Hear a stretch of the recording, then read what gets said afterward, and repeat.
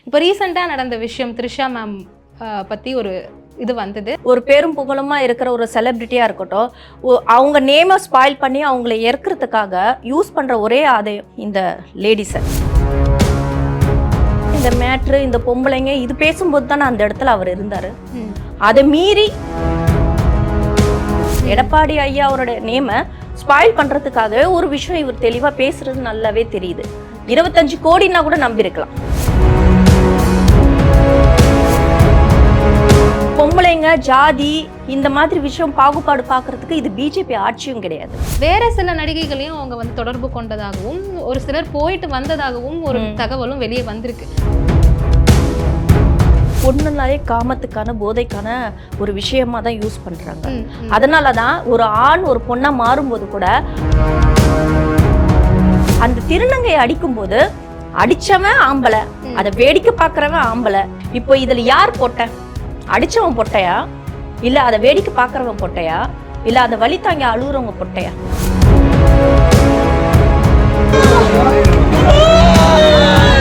அவங்க வீட்டு வாசல்ல அவ்வளோ பெரிய கேட்டு போட்டுக்கிட்டு அவ்வளோ பாதுகாப்பா இருப்பாங்க. அந்த கேட்டான நாய் மாதிரி நின்றுட்டு இருக்க வேண்டியது. கேட்டா தலைவர் தலைவர்.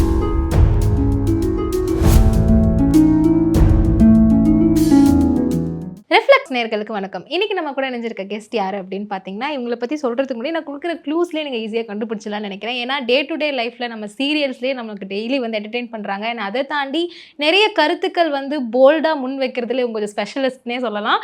ஸோ நம்ம கூட இணைஞ்சிருக்கிறது ரிஹானா மேம். ஹாய் மேம், எப்படி இருக்கீங்க? ஹாய், நல்லா இருக்கேன். நீங்கள்? ரொம்ப நல்லா இருக்கேன் மேம். இப்போ ரீசெண்டாக நடந்த விஷயம் த்ரிஷா மேம் பற்றி ஒரு இது வந்தது. அண்ட் அது வந்து மன்னிப்பு கேட்டு சார்ட் அவுட் ஒரு அளவுக்கு ஆயிடுச்சுன்றதையும் நம்ம பார்த்துருக்கோம். பட் ஸ்டில் அவங்கள பாயிண்ட் அவுட் பண்ணாமல் பொதுவாக நான் இதை பற்றி தெரிஞ்சுக்கணும்னு ஆசைப்பட்றேன். ஃபீல்டுக்குள்ளே இருக்கவங்க, இப்போது நம்ம சினி ஃபீல்டுக்குள்ளே போகிறோம், கேஸ்டிங் பண்ணுறவங்களாகட்டும், இல்லை டிரெக்டர்ஸ், ப்ரொடியூசர்ஸ், இந்த மாதிரி அட்ஜஸ்ட்மெண்ட் கேட்குறாங்க, இதை தாண்டி கேர்ள்ஸ் வராங்கன்றதை கேள்விப்பட்டிருக்கோம். பட் பொலிட்டீஷியன்ஸும் இதுக்குள்ளே இன்க்ளூட் ஆகிறது வந்து இப்போ வர வர கொஞ்சம் நாங்கள் அதிகமாக கேள்விப்படுறோம். ஸோ அதை நீங்கள் எப்படி பார்க்குறீங்க? நீங்கள் இதுக்கு முன்னாடி எதாவது இந்த மாதிரி கேள்விப்பட்டிருக்கீங்களா? இந்த விஷயம் வந்து கேட்கும்போது எல்லாரும் பேசப்படும் போது ஒரே விஷயம் தான் ஞாபகம் வருது. என்னது, சிவாஜி செத்துட்டாரா அப்படின்னு தான் இருக்கு. எத்தனை நாள் தான் ஓட்டிகிட்டே இருப்பீங்க ஓட்டுற விஷயமே? இது என்னைக்கோ எப்போவோ நடந்த விஷயத்த இன்னைக்கு ஒரு ப்ரெஸ் மீட்ல ஒருத்தர் வந்து இப்படி பேசுறாரு அப்படின்னா அது வைரல் ஆக்குறீங்க. காரணம் செலிபிரிட்டி திரிஷா. ஒரு பொண்ணை வந்து வச்சு ஒரு முன்னாள் முதல்வரை வந்து அவங்க நேமை ஸ்பாயில் பண்ணும். பிகாஸ் அவர் ஆட்சி இப்போ கிடையாது. அவர் ஆட்சியில இருக்கும்போது பேசப்படுமா இந்த இந்த இந்த இந்த விஷயங்கள் பேசப்படுமா? எல்லா மீடியாவும் பேசப்பட மாட்டாங்க. ஏன்னா பயம்.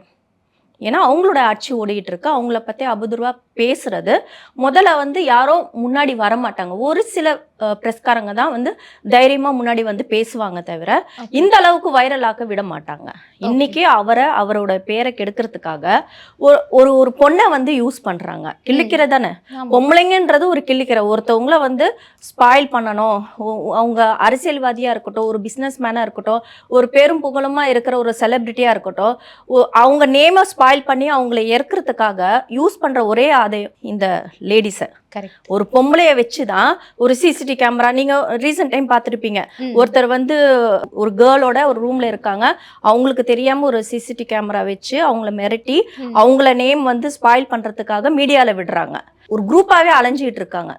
ஒருத்தவங்க வந்து நேம் ஸ்பாயில் பண்ணா அதுக்கு ஒரு பொண்ணை கூட்டி கொடுக்கணும். ஒரு விஷயம் வந்து அவங்களுடைய சபல புத்தியை வந்து இந்த மாதிரி ஒரு விஷயம் யூஸ் பண்ணி இந்த மாதிரி ட்ராக் ஓட்டிக்கிட்டு இருக்க சில குரூப் இருக்கு. என்னைக்கோ எப்போவோ நடந்தது அந்த விஷயங்கள் எல்லாம். ஏன் அதே அந்த ப்ரெஸ் மீட்ல அதே விஷயத்த பேசினவங்க இந்த தமிழ்நாட்டுக்கே அம்மாவா இருந்தவங்க, முதல்வர் நம்ம ஜெயலலிதா அம்மா, அவங்க அப்போலோ ஹாஸ்பிட்டலில் போய் அட்மிட் ஆனாங்க. ஸோ அங்க என்ன நடந்துச்சு, அங்க அவங்களுடைய அவங்க மரணத்துக்கான மர்மம் என்னன்றது இப்போ வரைக்கும் கண்டுபிடிக்கல. இல்ல. ஆமா, இதே ஆட்சியில தானே அவங்க இருந்தாங்க. ஏன் இந்த மேட்ரு, இந்த பொம்பளை, இந்த மாதிரி விஷயங்கள் பேசும்போது தானே கூட இருந்தாங்க. ஒரு முதல்வர் நம்மளை வந்து தமிழ்நாடே அம்மானு கூப்பிடக்கூடிய ஒரு அயன் லேடிய அவங்க உடம்பு முடியாம போய் ஹாஸ்பிட்டல் இருக்காங்க. அவங்களோட உடல்நலம் என்ன ஆச்சு, அவங்களுக்கு என்ன ஆகுது, என்ன இப்போ ப்ராப்ளம் இருக்கு, என்ன ட்ரீட்மெண்ட் நடக்குது, யார் பக்கத்துல இருந்து பாக்குறாங்க, அவங்களுக்கு ஃபேமிலி கிடையாது. ஸோ கட்சியில இருக்க அத்தனை பேர் தான் அவங்களுக்கு ஃபேமிலி. அவங்க கட்சிக்காவே எல்லாமே அவங்க வயசு, அவங்களுடைய திறமை எல்லாமே அவங்க கட்சிக்காக அர்ப்பணிச்ச ஒரு இரும்பு பெண்மணி. அவங்க ஹாஸ்பிட்டல்ல இருக்கும்போது என்னெல்லாம் நடந்துச்சுன்றது அப்டேட்டு யாருக்குமே கொடுக்காமலே திடீர்னு அவங்க இறந்துட்டாங்கன்னு சொல்றாங்க. எப்படி இறந்தாங்க, ஏன் இறந்தாங்க, என்ன காரணம், யார் கூட்டு போய் விட்டா, எதுவுமே தெரியாது. இதே உளறல. ஏன் அந்த விஷயத்துக்கு உளரல? ஏன் அந்த விஷயத்த வந்து அந்த முடிச்சு வந்து ஓபன் பண்ணல? அது சீக்கிரட்டாவே வச்சிருக்கீங்க இது வரைக்கும். இந்த விஷயம் பேசும்போது, இந்த மேட்ரு, இந்த பொம்பளைங்க இது பேசும்போது தானே அந்த இடத்துல அவர் இருந்தாரு. அதை மீறி அந்த இடத்துல கூட அந்த விஷயத்துலயும் அந்த ப்ராப்ளம்ல இருந்திருப்பார்ல. ஸோ இந்த விஷயம் ஓபன் பண்ணி பேசலாமே, ஏன் பேசல? இது வந்து அவருக்கு ப்ராப்ளம் கிரியேட் ஆகும். கரெக்ட். இதனால அவருடைய இந்த திரிஷா மேட்ரு, பொம்பளை மேட்ரு இதெல்லாம் பேசுறதுனால ஜஸ்ட் லைக் தட் வைரல் ஆச்சு. அதுக்கு ஒரு மன்னிப்பு மாதிரி ஒரு விஷயம் அவங்க சொல்லிட்டு அதை அப்படியே ஆஃப் பண்ணிட்டு அப்படியே போயிட்டாங்க. ஆனா ஹாஸ்பிட்டல் மேட்ருன்றது இது வரைக்கும் அந்த முடிச்சு வந்து ஓப்பன் பண்ணவே இல்லை. அது ஒரு மர்மமாவே இருக்கு. ஏன் அந்த விஷயம் அந்த கட்சிக்குள்ள இருந்தவங்க வந்து இந்த விஷயத்த பேசியிருக்கலாம், ஏன் பேசல? இதே பிரஸ் மீட்டர் வந்து எதிரில் நின்று சரி இந்த மேட்ரு நீங்க சொல்றீங்க விடுங்க, அந்த மேட்ரு வந்து பேசுங்க, அது உங்களுக்கு தெரியாம இருந்திருக்காது. ஒரு பர்சன் கூடவா உங்களுக்கு தெரியாம இருக்கும்? தெரிஞ்சிருக்க வாய்ப்பு இருக்குல்ல. ஏன் அது மூடி மறைக்கிறீங்க? இந்த விஷயங்கள் பேசிருக்கலாமே, பேசல. ஏன்னா அது அவங்களுக்கு ப்ராப்ளம், அரசியல், பணபலம், ஆள்பலம் எல்லாமே இருக்கு. நமக்கு எதுக்கு இதெல்லாம்? இறந்தாச்சு போயாச்சு. இறந்ததுக்கு அப்புறமா அதை தோண்டி துருவி நாம வாழ்ற வாழ்க்கையே நமக்குன்னு ஒரு ஃபேமிலி இருக்கு, நமக்குன்னு ஒரு நேம் இருக்கு, எல்லாமே ஸ்பாயில் ஏன் பண்ணிக்கணும்? சுயநலம் தானே இந்த விஷயங்கள்லாம். நிச்சயமா.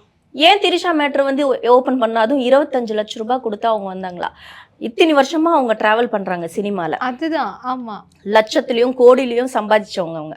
அவங்க அவங்க உடம்புக்காக வெறும் 25 லட்சம் மட்டுமா அவங்க வந்து வைப்பாங்க? இதுல இருந்து அவங்க ஃபேக்கா சொல்றாங்க. ஜஸ்ட் ஏதோ ஒரு வாயில வரது ஒரு விஷயத்த அவருடைய நேம ஸ்பாயில் பண்ணும். எடப்பாடி ஐயா அவருடைய நேம ஸ்பாயில் பண்றதுக்காகவே ஒரு விஷயம் இவர் தெளிவா பேசுறது நல்லாவே தெரியுது. 25 கோடின்னா கூட நம்பியிருக்கலாம் விலை பேசணும் அப்படின்னு. ஆனா 25 லட்சம் சொல்லும் போதே அதே ஒரு ஃபேக்கா தானே முடிஞ்சிருக்கு. அது உண்மையோ பொய்யோ, அது ஒரு அரசியல். அவங்களுக்குள்ள இருக்கிற அந்த மனஸ்தாபத்துல ஏதோ ஒரு விஷயம் வச்சு செய்யணும்னு செஞ்சாச்சு. அதுக்கேற்ற மாதிரி அவர் மாட்டிட்டு முழிச்சதுனால இன்னைக்கு அவர் மன்னிப்பும் கேட்டு அந்த விஷயம் அப்படியே ஷார்ட் அவுட் ஆயிடுச்சு. ஆனா இது வந்து பேசப்படுது எல்லார்கிட்டயும். காரணம் திரிஷா, இவங்க வந்து ட்ரெண்ட்ல இருக்காங்க, அவங்க ஒரு லேடி. அதனால இந்த ட்ரெண்ட்ல இருக்கிறதுனால இது வைரல் ஆகுது. இதுவே குரோம்பேட்ல வந்து திருநங்கை ஒருத்தவங்க ஒரு மாணவர் கடத்தலோட சந்தேகத்துக்காக அவங்கள நியூடா நிக்க வச்சு அடிக்கிறாங்க. அவங்க நான் இல்லைங்கன்னு துடிக்கிறாங்க. ஆனா அதை அவங்கள யாருமே விடுறது இல்லை.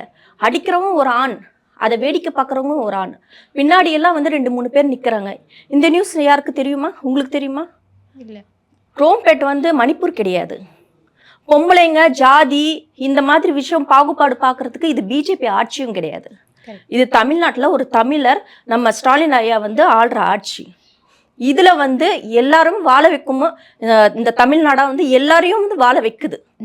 எல்லா ஜாதி மதமும் எல்லா மக்களும் ஹிந்தி ஆளுங்களும் சரி, தமிழ் ஆளுங்களும் சரி, எல்லா ஸ்டேட்ல வந்து இங்க வாழ்றாங்க. ஆமா, எல்லாருக்கும் ஒரு வாழ்க்கை கொடுக்குறாங்க. கண்டிப்பா. இது வந்து மணிப்பூர்ல நடந்த விஷயத்துக்கும் நான் வாய்ஸ் ஓவர் கொடுத்தேன், நான் பேசினேன். இந்த மாதிரி வந்து பண்றாங்க அப்படின்ட்டு. எனக்கு பிஜேபியும் சரி, டிஎம்கே சரி, ஏடிஎம்கே எந்த அரசியல் பக்கமும் நான் கிடையாது. எனக்கு அரசியலுக்கு எனக்கு தெரியாது, அந்த நாலேஜ்லாம் கிடையாது. நான் பேச வரல. ஆனா பப்ளிக்கா ஒரு மனுஷியா அதை நான் பார்க்கும்போது எனக்கு 2 டேஸா எனக்கு தூக்கமே இல்லை. அந்த திருநங்கை வந்து அவங்க கை வச்சுட்டு மறைக்கிறாங்க, நியூடா நிக்க வச்சுட்டாங்க, இப்படி மறைச்சிட்டு இருக்காங்க. எங்க சிஸ்டர் திருநங்கை, அவங்க அந்த வீடியோ காமிக்கிறாங்க, பாருங்க எப்படி அடிக்கிறாங்க, எப்படி பண்றாங்க அப்படின்ட்டு. கண்ணில் தண்ணி வச்சுட்டு அவங்கள நான் ஆறுதல் படுத்துவேனா இல்லை அதை பார்த்து நான் அழுவேனா? அக்கா நீங்க அதை வெளியே வாங்க அப்படின்ட்டு.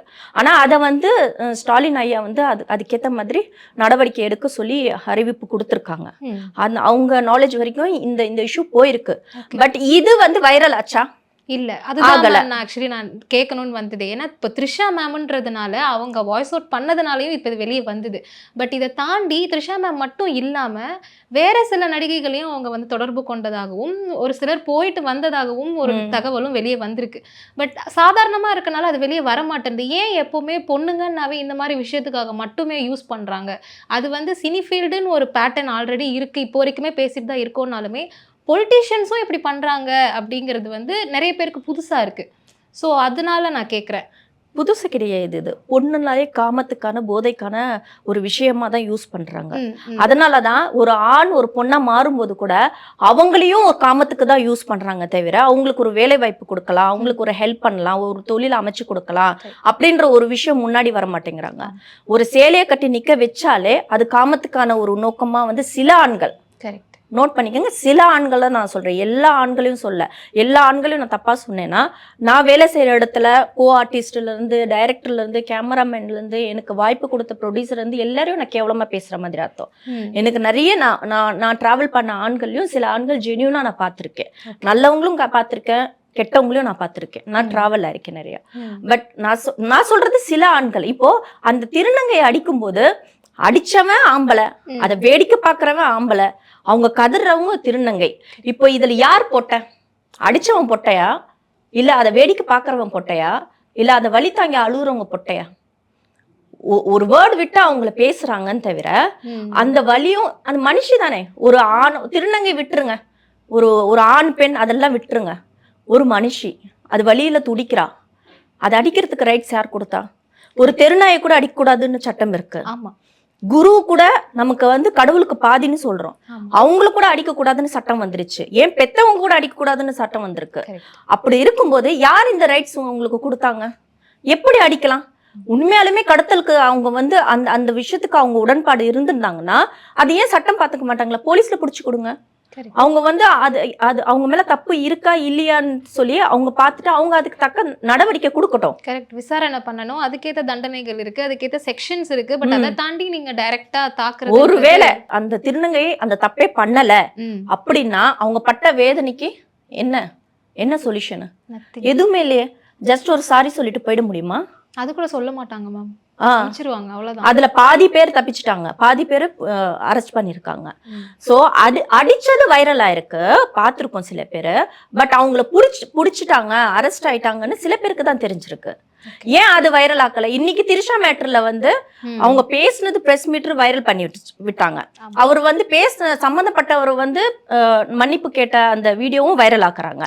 இந்த ரெண்டு விஷயமும் அவங்க வைரல் ஆக்குறாங்க. தவிர இந்த மீடியா ஒரு திருநங்கையை அடிச்சது வைரல் ஆனது தவிர யார் அதுக்கு சம்மந்தப்பட்டாங்க, யாருக்கு தண்டனை வாங்கி கொடுத்தாங்கன்றது நிறைய பேருக்கு தெரியல. தண்டிக்கப்பட்டாங்க, கடுமையா அவங்களுக்கு தண்டனை கொடுக்கப்பட்டாங்க அப்படின்னு தெரிஞ்சாதான் இந்த தப்பு மறுபடியும் நடக்காது. செல்ஃபிஷா நிறைய மனுஷங்க உலாத்திட்டு இருக்காங்க. தான் சம்பாதிக்கிறது தானே வந்து சாப்பிடணும், தான் குடும்பம் மட்டும் பார்க்கணும், தான் மட்டும் லக்ஸுரி லைஃப் அனுபவிக்கணும். எத்தனை லட்சம் எத்தனை கோடி சம்பாதிச்சாலும் ஒரு போனா போட்டுன்னு ஒரு 10% ஒரு டாக்ஸ் கட்டுற மாதிரி கூட கொடுக்கலாம், இல்லாதப்பட்டவங்களுக்கு கொடுக்கலாம். அந்த மனசு யாருக்கும் இல்ல. இன்னைக்கு செலிபிரிட்டி வந்து பார்த்தா ஹாய் அப்படியே வாயை திறந்து பேன்னு பாக்குறாங்க. போற இடம் எல்லாம் ஒரு மாதிரி முக்குற மாதிரி முக்குறாங்க, நாய் பின்னாடி ஓடுற மாதிரி ஓடுறாங்க. ஒரு கார்ல பாத்துட்டா போதும் ஒரு செலிபிரிட்டிய, பின்னாடியே பைக்ல போறது. அவங்க வீட்டு வாசல்ல அவ்வளோ பெரிய கேட்டு போட்டு விட்டு அவ்வளோ பாதுகாப்பா இருப்பாங்க. அந்த கேட்டான நாய் மாதிரி நின்றுட்டு இருக்க வேண்டியது. கேட்டா தலைவர் தலைவர் தலைவர், தலைவி தலைவி தலைவின்றாங்க. இதனால என்ன அவங்க சுகத்தை கண்டு வந்துருது? அவங்களுக்கு என்ன லாபம் இந்த விஷயத்துல?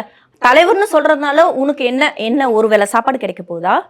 இல்ல ஒரு நாள் உனக்கு உங்க வீட்டுக்கு ஸ்பெண்ட் பண்ணக்கூடிய மளிகை பொருள் அது ஏதாவது ஒரு விஷயம் அந்த தலைவர் பண்ணிட போறாரா?